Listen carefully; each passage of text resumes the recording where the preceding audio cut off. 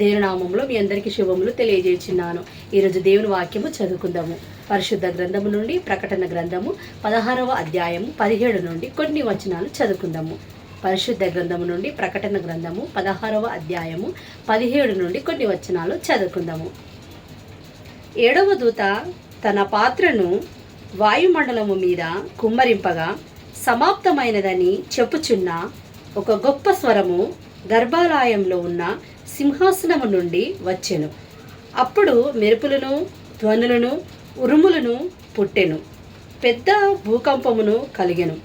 మనుషులు భూమి మీద పుట్టినది మొదలుకొని అట్టి మహాభూకంపము కలగలేదు. అది అంత గొప్పది.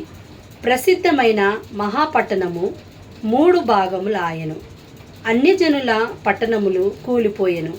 తన తీక్షమైన ఉగ్రతయను మద్యము గల పాత్రను మహాబబులోనునకు ఇయ్యవలనని దానిని దేవుని సముఖమందు జ్ఞాపకము చేసిరి.